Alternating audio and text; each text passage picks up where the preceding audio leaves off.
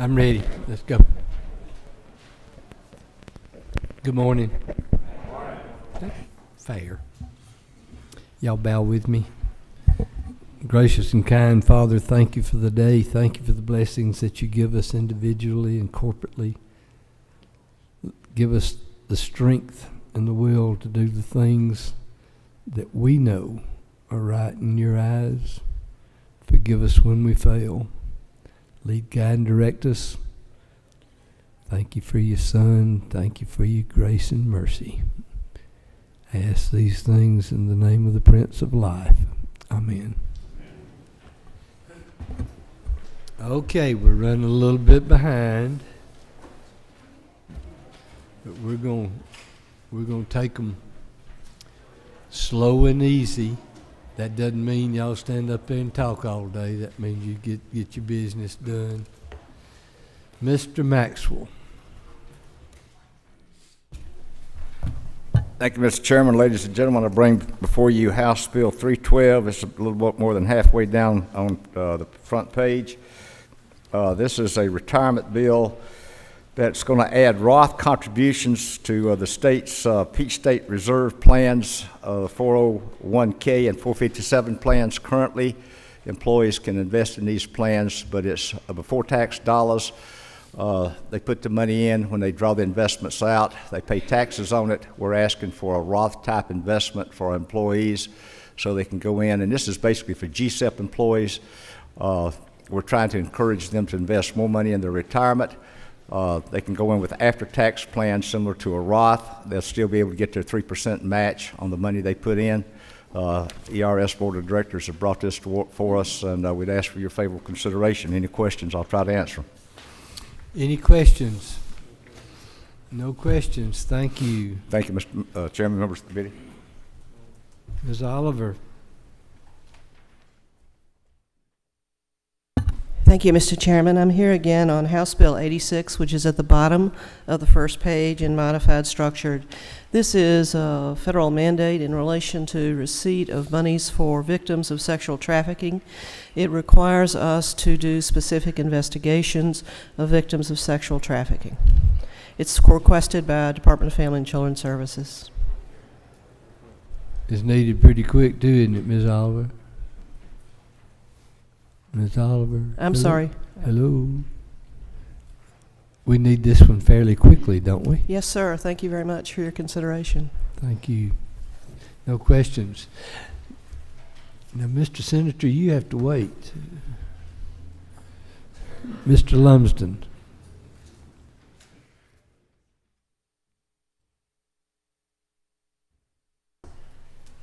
Good morning, Mr. Chairman, members of the committee. I bring to you House Bill 262 under modified open, about the center of the page, 10th item down.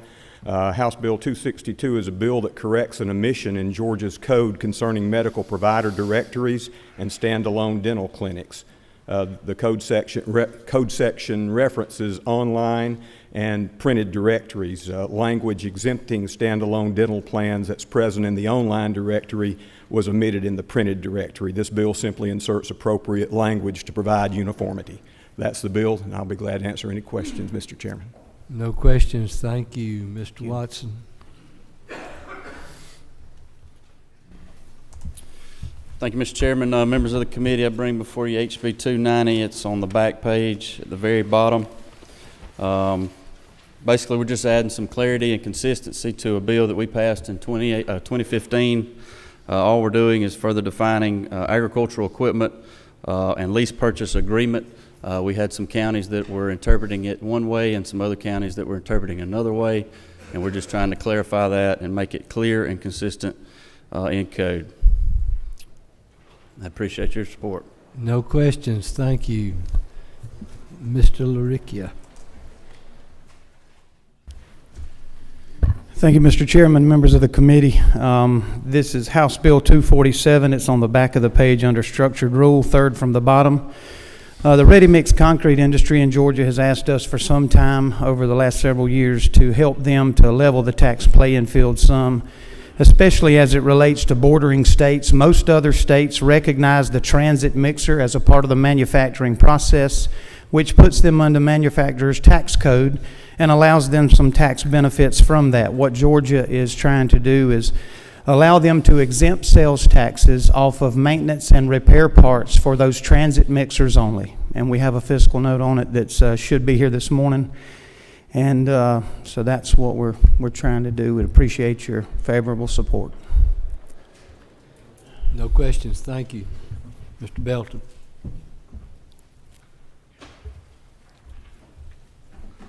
Thank you, Mr. Chairman. Bring before you House Bill 224. It's the middle of the open rule, modified open rule. It's a bill that would allow only military children who live on a military base to go to the public school of their choice within that same county. So no money's being transferred from county to county. It's something that is meant to help protect our bases. No question. Whoa, I do have a question. Ms. Abrams? Thank you, Mr. Chairman. Can you explain what you mean by protecting our bases? Why would allowing children to transfer from school to school have that effect? Yes, ma'am. The Military Affairs Working Group that I chaired, the number one thing they're concerned about is public education. So we're trying to give the military people, especially the people who are forced to live on the military bases, to have the very best public education that's possible. And believe it or not, the Pentagon generals are saying that Georgia's number one liability is public education in keeping these bases open. If I may ask a follow-up, has there been any study of the effect that this will have to other schools in those districts? Because essentially you're going to be pulling children out who have the effect of helping other children in their school system. So I guess my worry is that we're going to essentially decimate certain schools by moving children who start cherry picking the schools they want to attend. Yes, ma'am. It's only 1% of the children who live in that county would be affected. And I must say that many states, many of our rival states who are also trying to protect their bases are doing this. Okay, thank you. Thank you.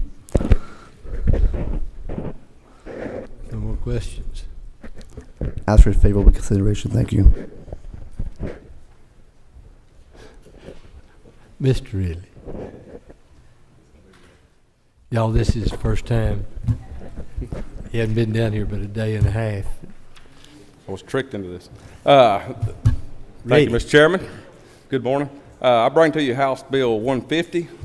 It's on the back page, about the fifth one down. And what this does, we have some people that's not paying their toll fines. We have some that excess of $20,000 now.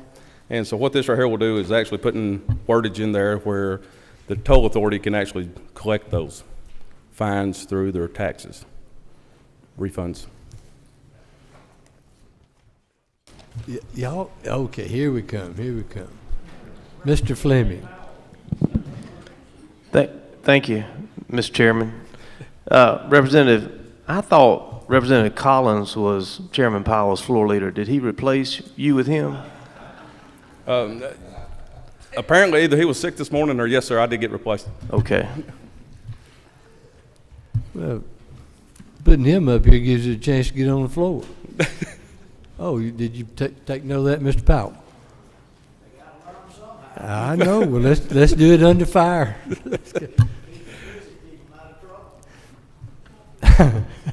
No, that ain't gonna work with him. No more questions. Thank you, I appreciate y'all's consideration. Mr. Rhodes. Thank you, Mr. Chairman, members of the committee. On the back page, about 9 down, House Bill 208 for the Department of Natural Resources. Been through this several times. I'm not going to bore you with the details of the bill again, but what I did want to make note of and mention of is last time there was questions about support for the bill, and I've got 7 support letters right here from the Heritage and Wildlife Conservation Council, the Georgia Council for Trout Unlimited, the QDMA, which is Quality Deer Management Association, National Wild Turkey Federation, the Coastal Conservation Association of Georgia, the Southwest Georgia Chapter for Quail Forever, and Georgia Wildlife Federation. And we also have some other letters on the way, but I just wanted to make note and mention that we do have those letters of support. I'll be glad to answer any questions, Mr. Chairman. There are no questions. Thank you. Thank you. Mr. Corbett.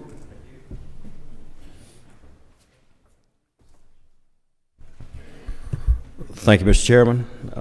Second page, seventh from the bottom, House Bill 93.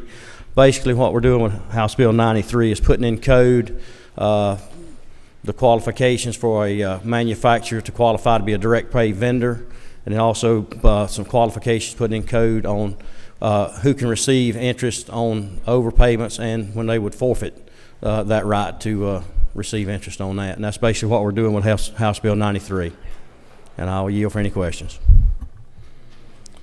Mr. Fleming.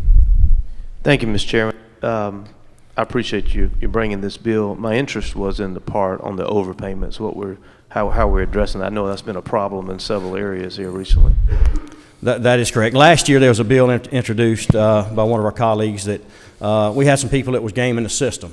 Georgia was paying 12% interest on overpayments, so it was incentive for somebody to game that system. A bill was passed last year to change that to prime plus 3, which now it's about 6%. So that's been in effect less than a year. So now we're just putting in code, who can receive that, and then that's where we're at. Mr. Martin. Thank you. How does this relate to a taxpayer who, I'm over here. How does this relate on lines 20 through 25 to a taxpayer who has a matter before the department for an adjudication or before the tax tribunal? In other words, the taxpayer pays the tax on an item that they believe is exempt, but they pay it so as not to incur penalty and interest.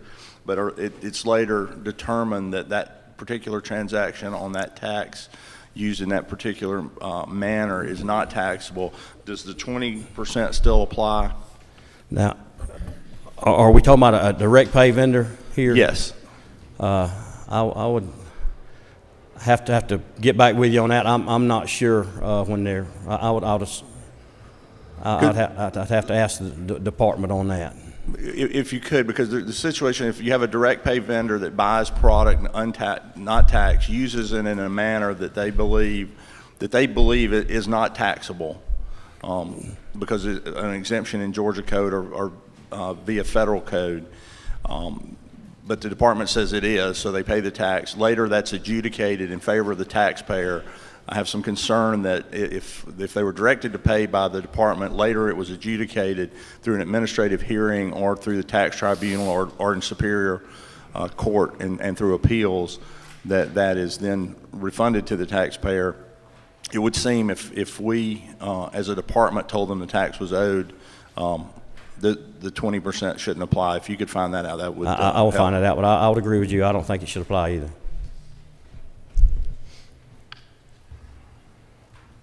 Mr. Coomer. Thank you, Mr. Corbett.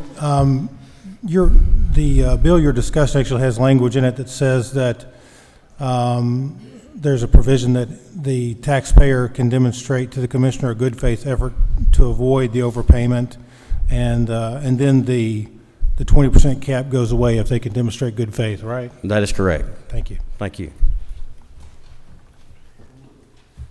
Thank you. Mr. F. Strachan. Thank you, Mr. Chairman, members of the committee. Bring to you House Bill 264 on the second page, second to the last under structured rule. HB 264. This would allow the Georgia Rural Congress Center authority to issue revenue bonds as they deem necessary in order to remain competitive nationally. Would ask for your favorable consideration. No questions. Thank you. Thank you. Ms. Quick.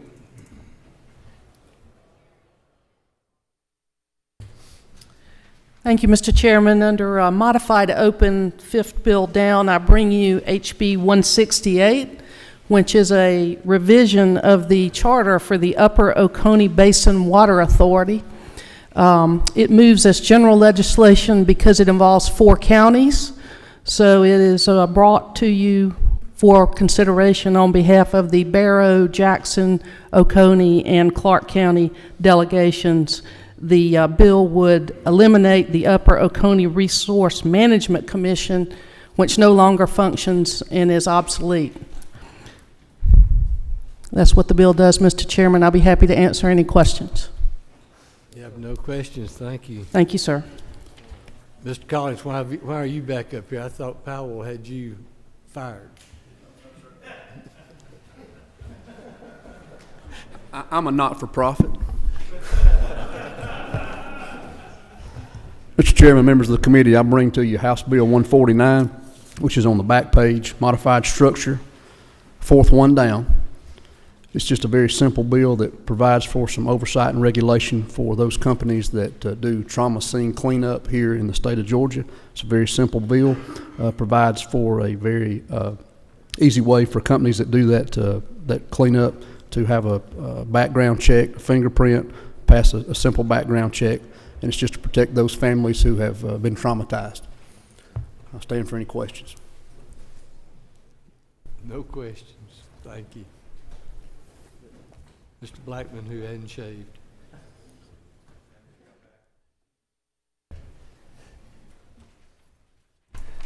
Thank you, Mr. Chairman. Members of the committee, I bring before you House Bill 222. It's on the back page. I haven't counted. About just past midway down. Actually, what the bill would do is add guardsmen and reservists to access to HOPE if they're not residents of the state of Georgia. All the other branches of military service receive this benefit now. Make us a even friendlier military state. No questions. Thank you. Thank you for your consideration. Well, John, have you waited long enough? I'll wait to see if you want to get Senator Anderson. I don't want to see him either. Mr. Wilkinson. Thank you, Mr. Chairman, members of the committee. Under modified open rule on page 1 toward the bottom, I request your consideration of SB 69. Currently, organic farming operations in Georgia are required to register with the Department of Agriculture and with the USDA. At the request of the Department of Agriculture, we are proposing this bill to eliminate the need to register with the State Department of Education because the same information is captured by the USDA. No questions. Thank you. Thank you.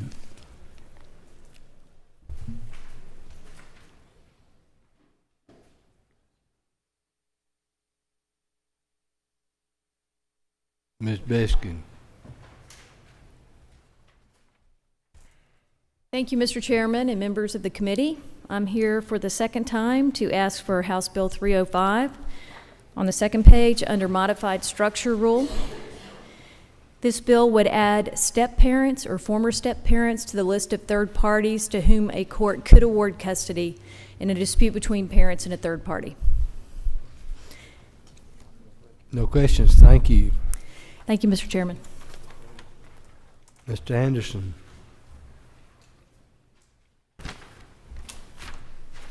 Thank you, Mr. Chairman. I present to you modified open rules at the bottom, Senate Bill 78. This is a Ag Commissioner's bill that he needs desperately, and I would appreciate you moving forward. This is my second time. If he needed it desperately, why didn't he come to the House?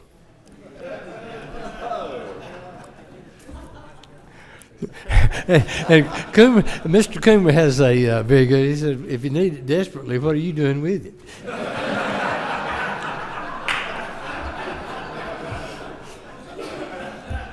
Mr. Chairman, you're the greatest chairman in the state of Georgia. Ms. Abrams, jump in here. Get on. Okay. Actually, I do have a question. So what are we attempting to accomplish with this bill? Can you give me an example? Basically, what's happening here is some regulations and variances that the commissioner needs to where he can get in line with what's already happening on the federal level. Can you give me an example? Because my concern is that it essentially allows the commissioner to create a variance from rules that have already been promulgated and investigated, but it doesn't set standards for how that's decided. So can you give me an example of when this would apply? This is basically in the retail industry, and also has nothing to do with, I mean, we make sure that the food is as safe as possible at all time.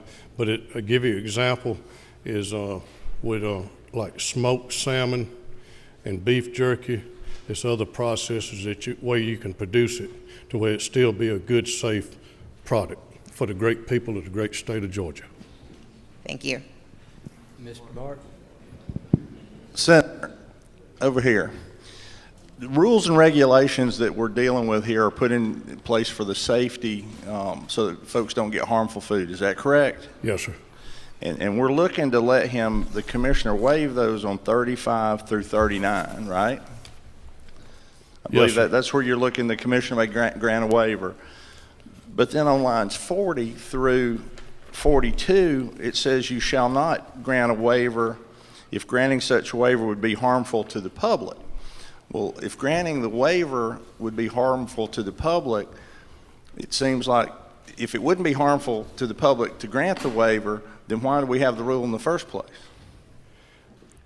There again, the commissioner would like to make this possible to where we can grant a waiver to where we can produce a safe product, safe food for the great people of Georgia, but also we can make it to where the retail industry can move forward and have good food. So is it the senator's position that the commissioner has too many rules and regulations?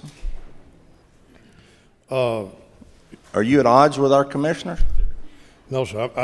I support this bill 100%. I mean, it's the commissioner's bill, and we want to help the great people of Georgia. I'm done. Well, I'm tired, Chuck. How about you? I'm done. Okay, no more questions. Thank you, Mr. Chairman. Have a great day.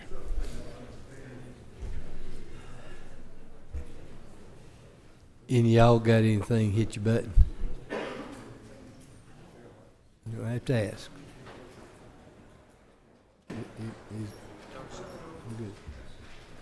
Mr. Fleming. Thank you, Mr. Chairman. On the second page, about halfway down, House Bill 268, this bill deals with elections. The overwhelming majority of this bill is the same as an elections bill that passed this House in 15 unanimously that Mark Hamilton had. That got hung up in Senate rules, so this is basically that bill all over again. There are 4 new sections of updates to our election codes.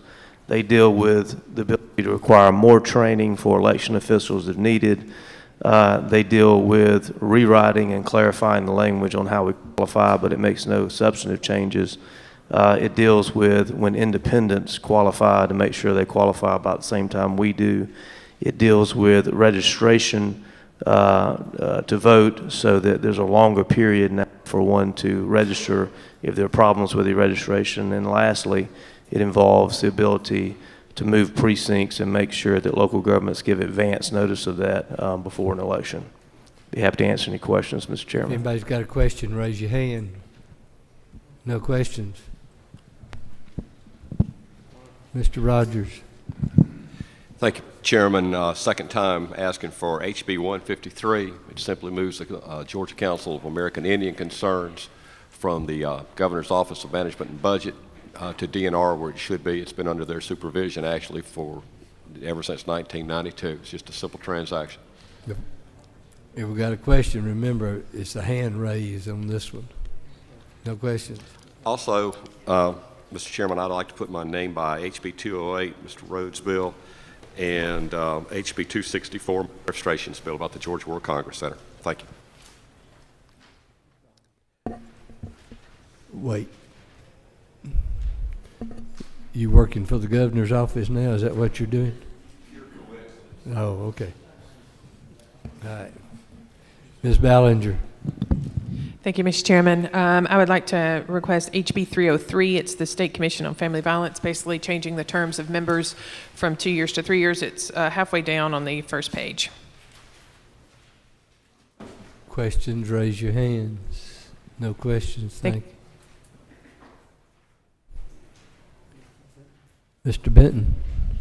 Thank you, Mr. Chairman. I'd like to put my name beside House Bill 168. That bill affects my home county.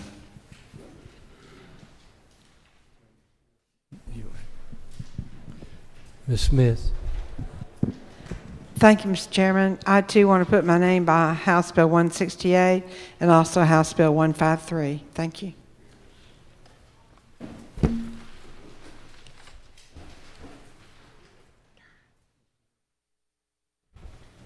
Mr. Hatchett. Thank you, Mr. Chairman. Under structured rule, I have House Bill 238, which allows for the carve-out for the use of a solar farm on Cuva and Flippa property. The Cuva and Flippa property would remain in Cuva and Flippa, and the carved-out property would then be taxed at fair market value. You want to go through those initials again? No, sir, I would prefer not to. Cuva and Flippa. Cooper and Flippa. All right. Is that Cooper, Flan, and Ollie? I don't know. Y'all don't remember that, do you? Okay. Mr. Knight. Thank you, Mr. Chairman. I just want to put my name next to HB 208, please, sir. Ms. Abrams. Thank you, Mr. Chairman. I'd like to ask for HB 86, the domestic relations definition of sexual abuse law being brought by Representative Oliver. Mr. Williams. Thank you, Mr. Chairman. I'd like to put my name beside HB 208, please.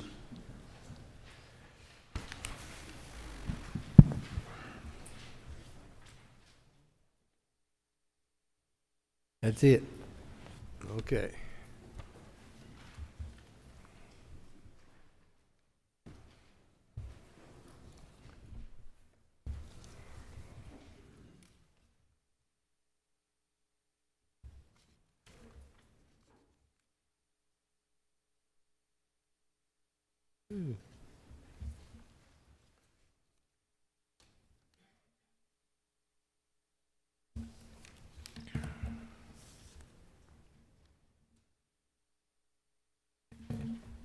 All right, we're setting the calendar. This will be for tomorrow, Wednesday. Under modified structure, HB 37. Do I hear a move? Any opposition? All those in favor signify by aye. Aye. Opposed, same sign. Chuck, you're going to have to be louder on that row.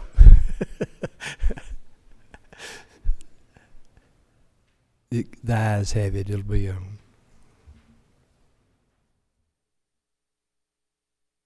Under modified structure, HB 86. Any opposed? It's on.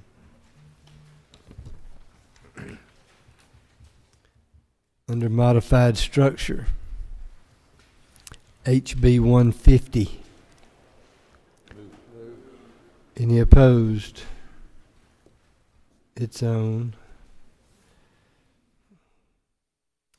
Under modified structure, HB 243. Any opposed? All those in favor signify by aye.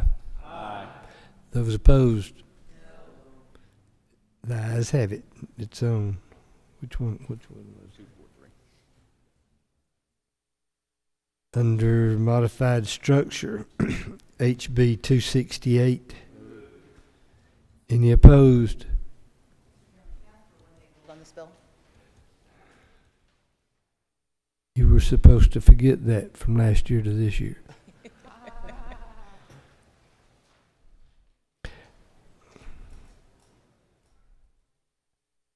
Normally I'd give that, but I want this one on the floor. Sir, if I may, can I then ask questions? Sorry. If I may, I was having conversations. I have some questions about the bill that I was trying to address directly with the author.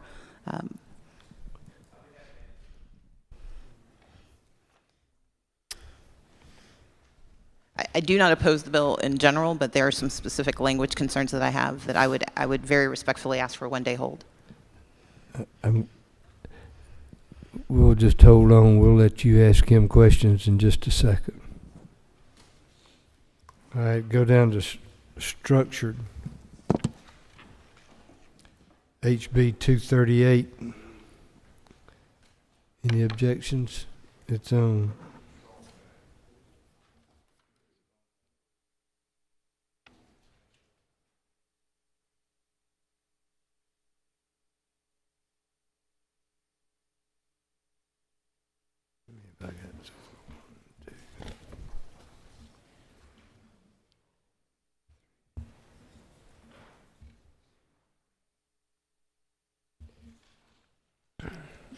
Go to modified open. HB 40. Any objections? It's on. Modified open, HB 41. You can move on here. Any objections? It's on. Modified open, HB 168. Any objections? It's on. Modified open, HB 224.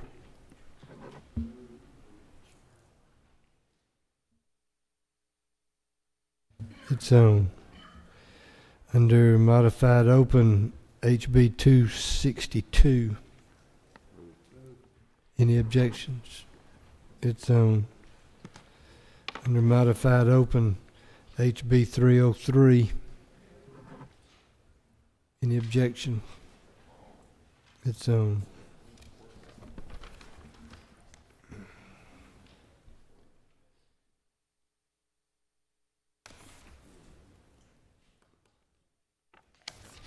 How many you got?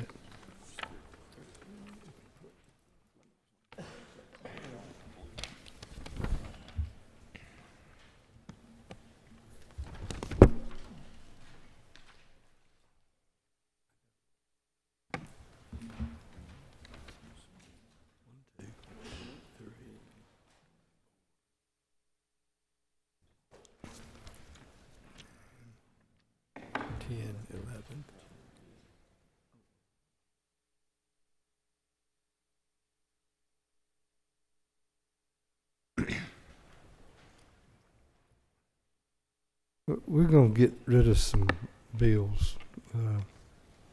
Under structured, HB 247.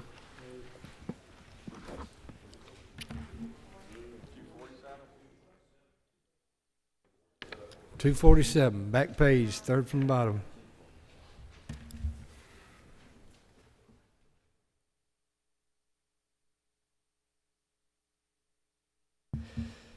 Under structured, HB 290. Any objections? It's on.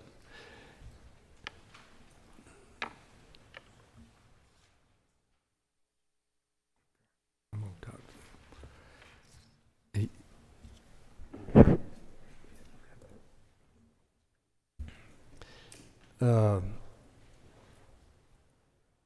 Ms. Abrams, Mr. Fleming, get your microphones ready to begin. Thank you, Mr. Chairman. On page 17, on lines 573 through 575, as I read this language, we are creating a new authority for poll officers. And I understand the basic intent. My concern is that the language that allows them to act on line 575, a poll officer essentially will be given the authority to remove someone or manage the people allowed into a polling place, so deny access to a polling place based on confusion or inconvenience. And I guess my question is, what's the legal standard for confusion or the legal standard for inconvenience? And how would we define whether or not a person is being unlawfully removed, and is this in violation of federal law? First of all, it's not a violation of federal law, Madam Leader. You actually voted for this in 15 because that was in Representative Hamilton's bill when we passed it then. All that language does is clarify that it is indeed the poll manager and her officers that manage the polling place. We had some situations where the deputies had to be called in to deal with people that were being disruptive in the polling places, and there was some question in the law whether or not the polling manager actually had the ability to say, okay, we've got too many people in here right now, let's control the flow of people coming in. So that's all that does, is clarify that indeed the people who run those polls have the authority to manage the flow of people coming through. So I appreciate that. My question is, how do we define what constitutes confusion? Well, the confusion would be defined in the mind of the poll manager, the person in charge of the place. And if she, for example, decides that there are 100 people inside this polling place right now, we only need 50 so that my workers can properly manage people, get them in, allow them to vote, then that would be the definition of confusion. So it will be in the mind of the poll manager. So the concern I'm having is that this creates a very subjective standard. I do not object to the underlying notion of poll officers being able to manage, but my concern is that we're creating a remarkably subjective standard that has no other basis in law to define how it would be applied. Madam Leader, if you think we need to write a code section that defines confusion, I would simply disagree with you on that. We have to allow people to use their common sense in the polling places, particularly the ones in charge of managing it. And if you think we need to define in law what confusion means in this case, I simply disagree with you. That poll manager's got to have the ability to manage that poll so that people can get in there and vote. Would you object to striking the word confusion? Because I think congestion and inconvenience both meet the standard that you're setting, which is that you're trying to say that folks who are coming to the polls should have the ability to effectively and efficiently cast their ballots. My worry is that congestion has a clear understanding, inconvenience has a clear understanding. Confusion, I believe, is too subjective a standard, and I find no other use of that term. And that is my concern, and that's why I wanted to have an offline conversation about that one word and the inclusion of that word in this language. Madam Leader, I guarantee you, in all sincerity, if I thought your objection had merit there and nobody knew what the word confusion meant, I would agree to that. But in this case, I don't think it has merit. Thank you.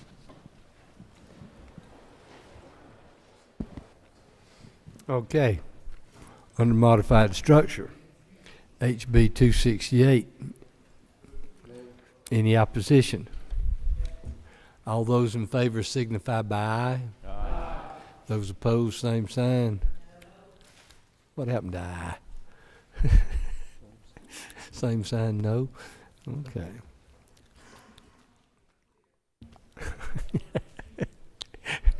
I'm confused. Ah.